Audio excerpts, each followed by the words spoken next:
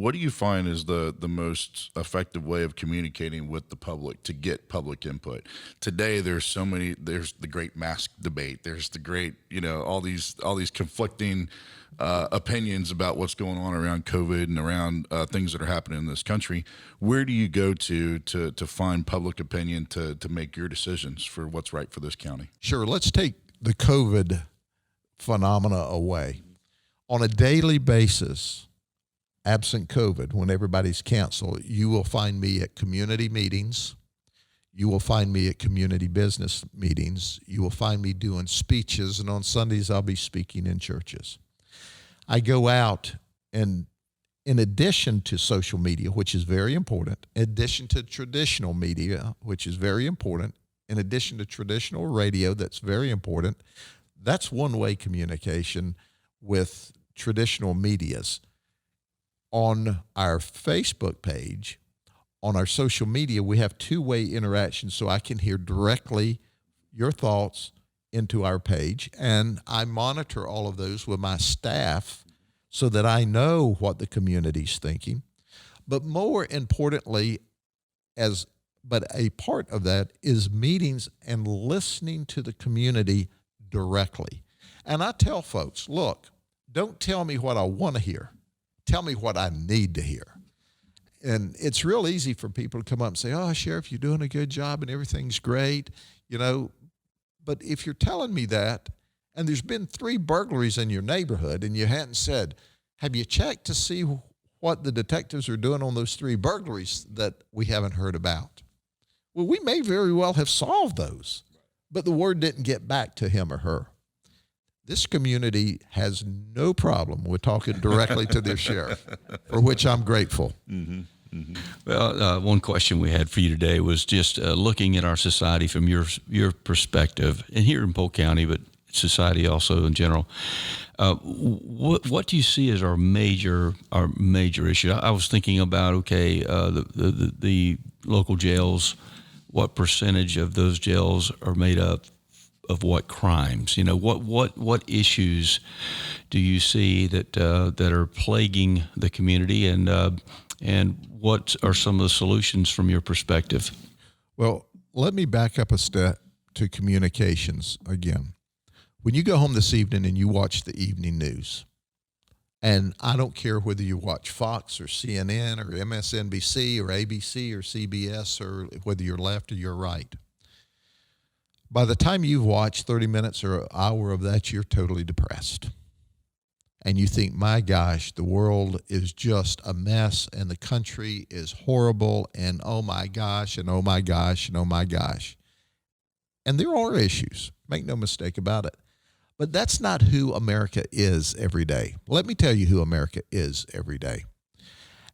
America is simply this. When we had that triple murder, which is a rare event, and it's even rarer still in Frostproof, where crime just does not exist.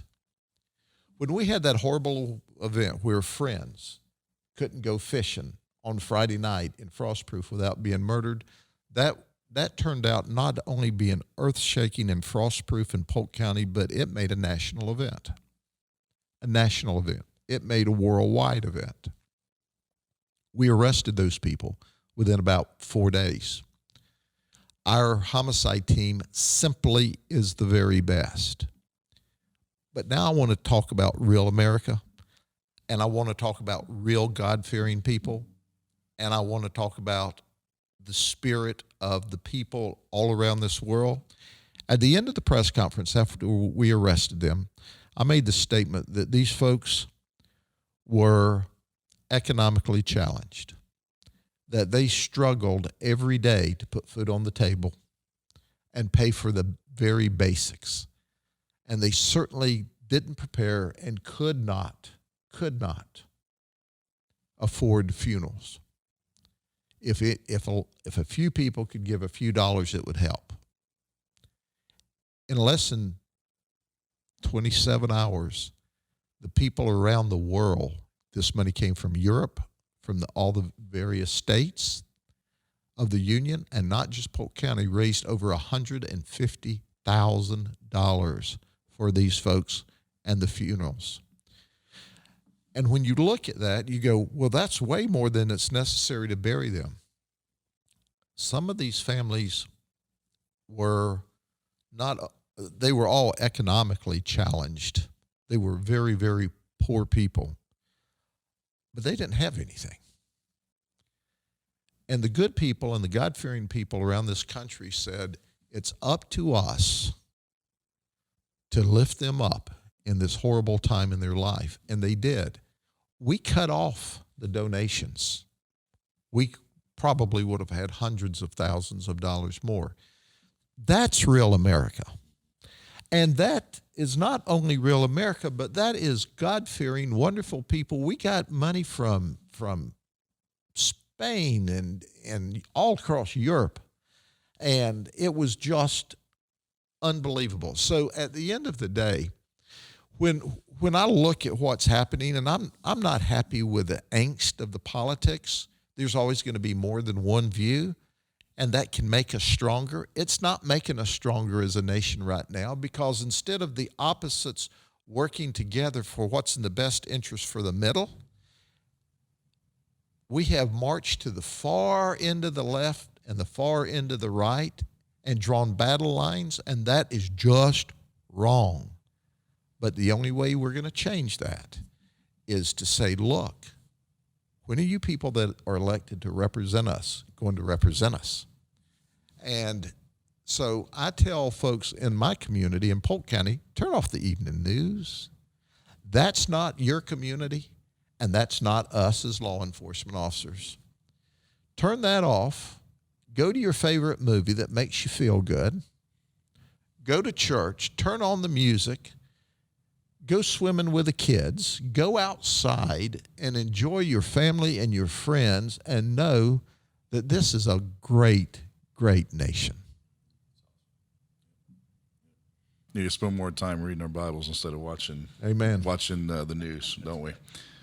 It's all about family and speaking of elections, I'll come back to your focus there in the department. I know there's concern for the elections coming up and the safety of those things, but what does the sheriff's office do here in Polk County for the election day? Is there an agenda you guys go through? Is there certain criteria you go through? There is. In the state of Florida, by law, the sheriff has to put a deputy at every poll. And as you can imagine, in a county this size, 166, I think it was. There's 166, 200 polls. But ironically, there's other law that says the sheriff can't hang out at the poll and influence votes. But it's the sheriff's responsibility to ensure that there is an environment for a safe, peaceful, non-obstructive election day. And the supervisor of election has the same duty and responsibility. So we swear in poll deputies, which are traditionally retirees that monitor the polls and make sure there's no problems. And if there is, then they call the deputies with the cages in their car. Very rarely have we had to intervene from a patrol perspective. Every now and then there's rules about how close you can get to the polls with your campaign signs for the candidate of your choice. Every now and then they get within that 100 feet or whatever it is, and the poll deputy goes out there and says, here's the line, you got to get on the other side of the 100 feet. And in this great community, they go, okay. They don't stand up and spit in his face and say, well, you must be for the opposing party. They just go to the other side. When I go to the polls, I watch people stand in line. One's going to vote Republican, one's going to vote Democrat, and they carry on conversations and talk about friends and family and how's everything going, and then they go in there and vote for the opposite candidates. So the reality is we have a wonderful community. We don't have any special things we're having to do to make sure there's a safe environment. And I would tell you, in the majority of the areas of my county, if you went to the polls and started creating a disturbance where somebody couldn't vote, I would tell you a Democrat and a Republican would hold you down till the sheriff could get there with a marked car and haul you away. Mm-hmm. So we're blessed in this community, but everybody respects others' differing opinions. And I always like to take this opportunity to say, and go to the polls and vote for the candidate of your choice. People have died so we could go freely elect the people we wanted to represent us. And I say frequently from the meetings, and if the people that you elect aren't meeting your expectations, go to the polls and vote against them. And do your research too. And don't you see that as a trend? I mean, so many people just go up there and blindly vote and just no research whatsoever. You look at some folks that are in office in D.C. and you just scratch your head and say, how did that happen? And that concerns me. We want to start wrapping this up, but one of the questions I've had friends and family have asked me and wanted me to ask you. We do have a great nation full of great people. They see what's going on, especially the anti-law enforcement movement, which is small. It's going to, I believe, go away one day, but it's still disturbing. What can an average citizen do to help encourage your law enforcement team that you've got over there? We want to be a part of the solution, but what can an average citizen do that could support you and your team? I can tell you on a nationwide basis, when you look at Portland and Seattle, and I'll use those two as an example, you see these hugely socialistic, radical, way, way, way left off the edge people doing this craziness. I don't for 1 minute believe that's the majority of the population of Portland and Seattle. I know there are real Americans there. I know there are God-fearing Christians there, whether they're registered Democrat or Republican. You need to get up and say something loud and back these folks down. You need to be overwhelmingly going to your television stations, your radio stations, on social media, going to your mayors and your elected officials and your chiefs and your sheriffs and going, enough is enough. In this community, we have overwhelming support. And it's a large community in Central Florida on the I-4 corridor between Tampa and Orlando. We have overwhelming support by our community, even though politically we may disagree on issues. So that's what Real America does. But I have seen so many people sit down and are silent. And if you're silent, you're agreeing with the critical mass in your community. So unless you agree with that critical mass in Seattle and Portland and that murder rate in Chicago, stand up. You've got to stand up as a group, because if one of you stands up, you're afraid of the guy who can commit murder. But if you stand up as a community and say, this is America, this is our America, and we don't want it like this, changes can be made. Very good. Justin, anything else? Susie? No, you covered it. I told you, just pull the string. No. It just goes. He's awesome. We can talk forever. Yeah, we sure could can. talk I know you forever. can. What didn't we cover that you'd like to cover? Grady, you'd like to cover? There was one question on here about referencing social media. What would be your advice for parents? I've got 3 children. Susie, you've got children.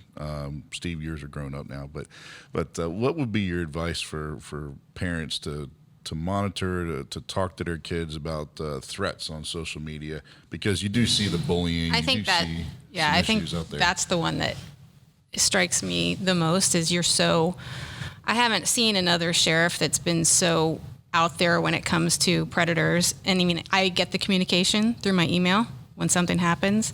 I've been a victim myself, so it's very special to me when I see you on there and I haven't seen anything like it. So I imagine that division is probably one of the hardest divisions to work in. It is. And we need to do another podcast because we've got an hour. If you've got time, let it rip. Just I don't have a schedule to use. On that. We cleared our schedule, so we're here. Let's do it. But let's talk about that. Social media and iPhones and cell phones and digital, everyone has it, to the kids in elementary school. But do you know, and Steve, you brought this up, you're the one that first told me this, that when you buy a cell phone, it will not automatically come from the factory with the child safety systems engaged. You have to personally ask for that. Here's what occurs. These sexual predators walk boldly into your home while you're there, and they groom your child to do things that your child would otherwise not do, and you would never think your child would do that in a million years. These sexual predators of children are deviant. They're frightening. They can commit everything up to and including murder. But they have personality and charisma, and they know how to talk kid. And that's what makes it so scary, because they can talk kid. And the next thing you know, they've got your 9, 10, 11, 12, 13, 14-year-old child doing stuff that they shouldn't, including, send me pictures of yourself. Gosh, you're really pretty in your dress. Can you take a picture without your dress? And you think, no child would do that.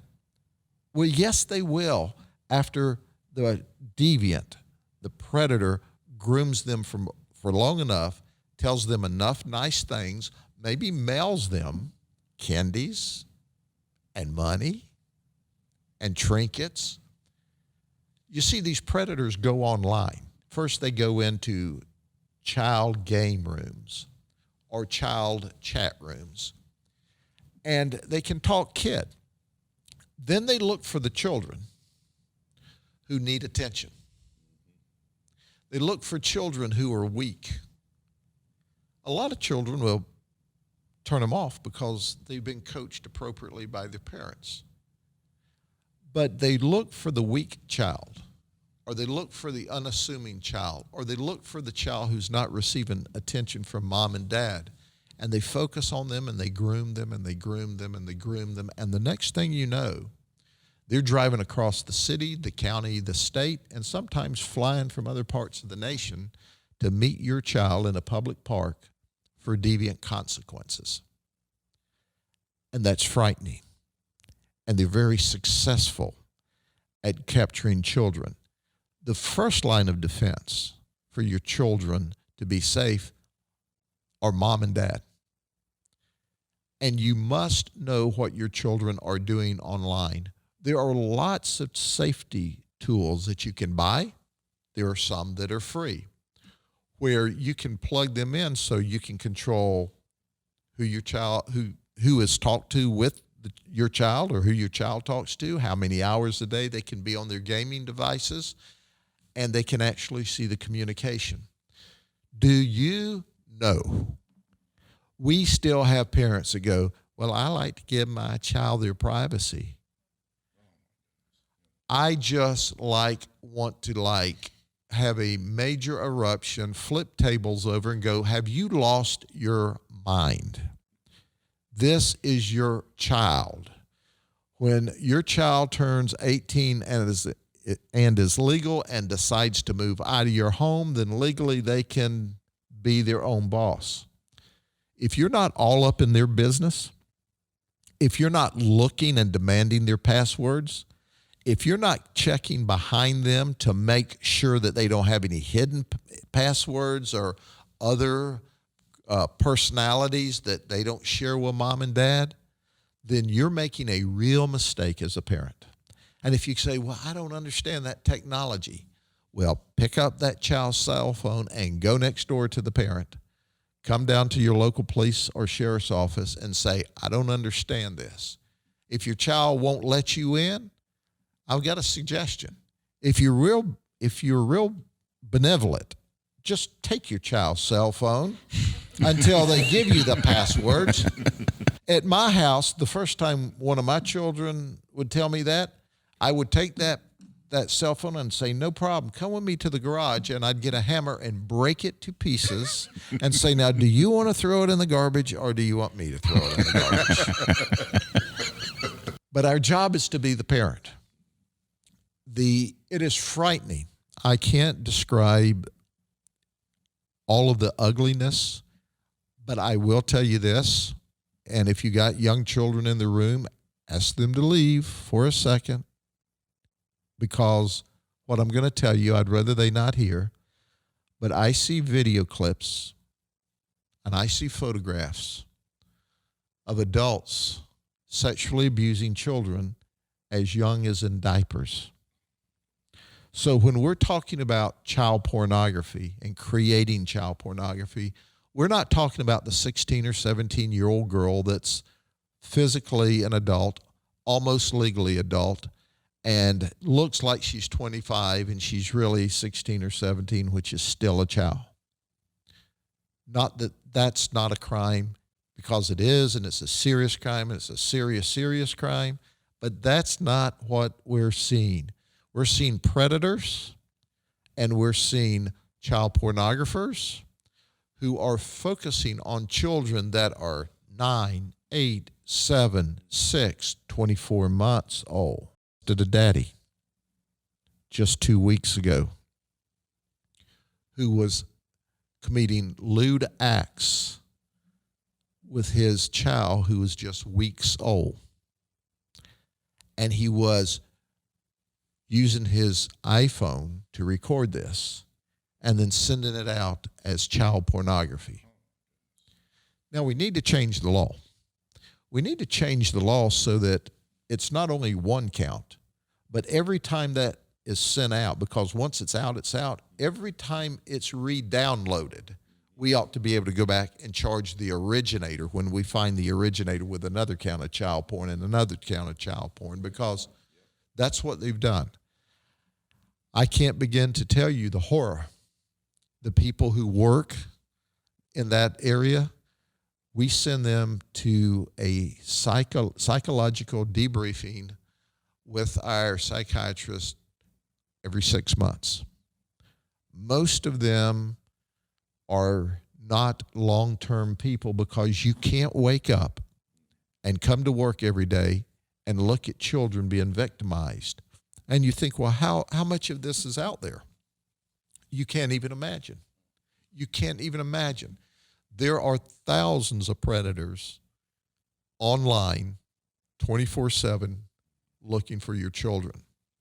Now, as you may have heard me in the past be tough on our industry, many police agencies across this country and sheriff's offices across this country and state police across this country don't investigate crime if it doesn't make noise.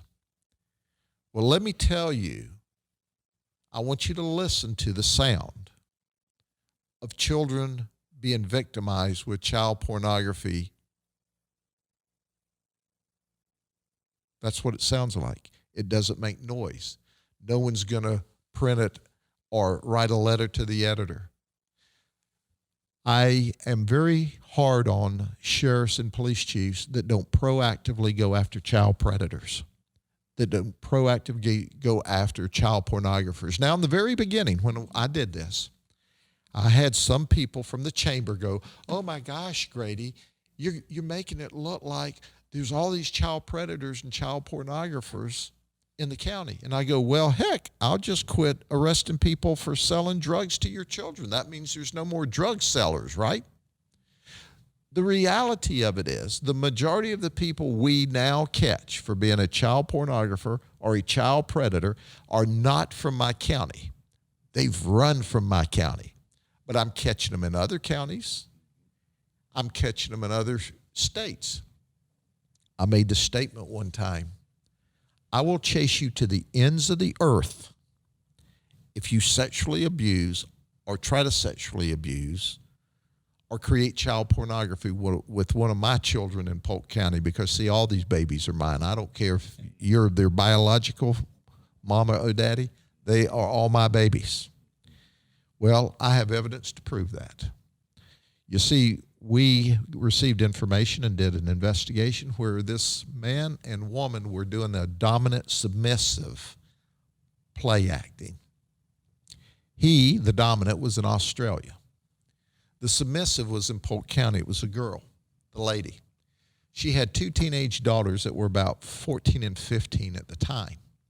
So he was instructing her online, I am the dominant. Go build a whipping bench. And she did. I am the dominant.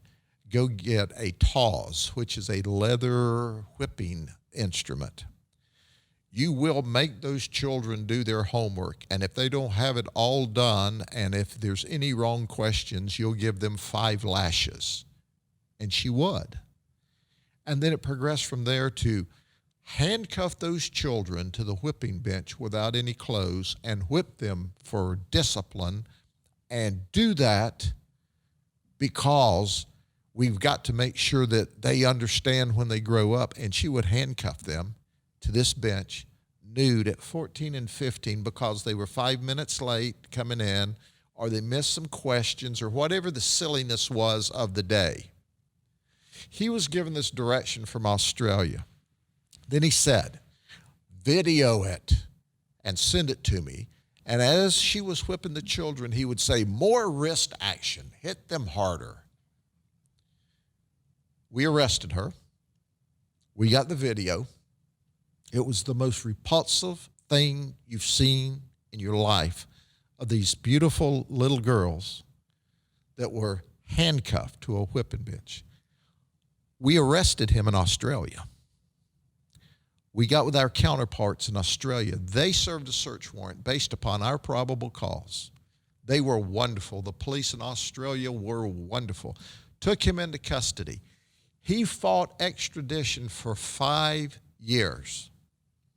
There's 2 tiers of extradition in Australia. When he got to his last meeting before the judge, his attorney stood up and said, but Your Honor, if he'd have been arrested for those crimes in Australia, the sentence is 5 years. So let's just adopt it, give him time served, and let him go. This man lived in $1 million house, was well positioned in Australia. I credit the judge in that appellate court. He looked at him and said, well, that may be true in Australia, but he committed this crime in Polk County, Florida, United States of America. Send him away. The marshals went to Australia, brought him back. We prosecuted him, and he's sitting in the state prison in Florida today from Australia. So we have chased people to the ends of the earth that abused our children in Polk County, Florida. I recall one in, I think, Colorado, too, that's similar story. You have time for another story? Yeah, we do. Well, let me ask you, I've never seen a sheriff hold a press conference and hold up the pictures like you do. When did you decide to do that? Well, that's part of my communication, and I want everybody to know how evil and bad these people are so everybody can see them. And that's how we got started with that. And we got started with that, and one of the people whose pictures I held up was a fellow from Colorado. Yeah, that's it. He wrote a book on how to groom and successfully sexually abuse children. Now, there was a national AP story. I woke up one morning, I'm reading the paper about this guy in Colorado. I think he was in Boulder, Colorado. That's right. And it talked about how he had written this book and about how to avoid detection and how to groom the children and how to convince them not to tell their parents and how to destroy evidence and how to. So I'm reading all this, and then there's all this hand-wringing. I call it hand-wringing, political hand-wringing. Well, you know, he's got a constitutional right. He's got a First Amendment right of speech, and he can do this. And they talk to these experts. So we called the police up, I believe it was Boulder, Colorado, and the police out there were furious. They said, we've been trying to get a search warrant to his house. We can't get it. We've been trying to get an arrest warrant. We can't get it. You know, we don't have the laws. But that same morning, the prosecutor from the state attorney's office, Brad Copley, who's a dear friend of mine, came in. He sat down, he pulled that article out, he threw it down on the desk. I said, I see you've been reading the morning paper. Would it happen to have been about this guy who wrote a book? He said, yeah. I said, will you prosecute him? He said, will you get me jurisdiction? I said, sure, I will. I looked across the table at my guys who work special investigations, who are simply the very best. I said, get me jurisdiction, and we're going to prosecute that guy in Colorado. And they said, how do we do that? And I said, well, call him up. Here's his name. Boulder police know who he is. Call him up and say, my goodness, we're so impressed with your book. We'd like to have an autographed copy of it. Would you mail it to us? And that's what we did. And he sent us, through the U.S. mail, a copy of the book.